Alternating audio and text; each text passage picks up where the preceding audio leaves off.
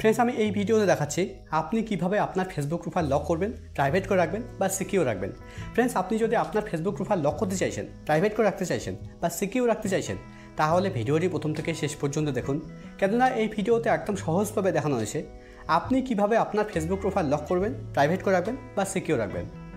তো फ्रेंड्स ভিডিওটি প্রথম থেকে শেষ পর্যন্ত দেখুন। ভিডিওটি ভালো লাগলে ভিডিও লাইক করবেন আর চ্যানেলে নতুন হলে চ্যানেলটাকে সাবস্ক্রাইব করবেন। তো চলুন ভিডিও শুরু করা যাক। তো ফেসবুক প্রোফাইল লক করার জন্য, প্রাইভেট করে রাখার জন্য বা সিকিউর রাখার জন্য আপনাকে ফেসবুকে আসতে হবে। ফেসবুকে আসার পর একদম উপরে ডান দিকে দেখুন একটা 3 লাইন আছে, আপনাকে 3 লাইনে ক্লিক করতে হবে। আপনার এখানে প্রোফাইল লোগোও থাকতে পারে, যদি আপনার এখানে প্রোফাইল লোগো থাকে তাহলে আপনি প্রোফাইল লোগোতে ক্লিক করবেন। এবার এখানে আপনাকে স্ক্রল ডাউন করে নিচে আসতে হবে। নিচের দিকে দেখুন একটা অপশন আছে সেটিং অ্যান্ড প্রাইভেসি, আপনাকে এই সেটিং অ্যান্ড প্রাইভেসিতে ক্লিক করতে হবে। সেটিং অ্যান্ড প্রাইভেসিতে ক্লিক করার পর সেটিং অ্যান্ড প্রাইভেসির নিচে দেখুন একটা অপশন আছে সেটিং। এবার আপনাকে সেটিংয়ে ক্লিক করতে হবে।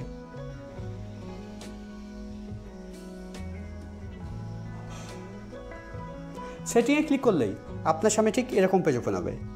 फ्रेंड्स আপনার যদি ফেসবুক অ্যাকাউন্টে প্রোফেশন মোড অন করা থাকে তাহলে কিন্তু লক অপশন শো করবে না, মানে ফেসবুকে প্রোফেশন মোড অন করা থাকলে আপনি আপনার ফেসবুক প্রোফাইল লক করতে পারবেন না।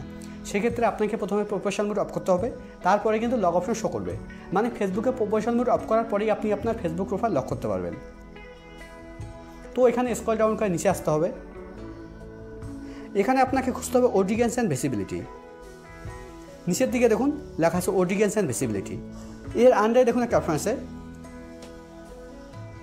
Profile locking. এবার আপনাকে প্রোফাইল লকিংয়ের উপরে ক্লিক করতে হবে।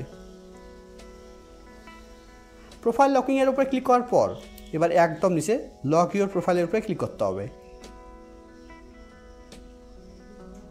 এবার একদম নিচে ওকে।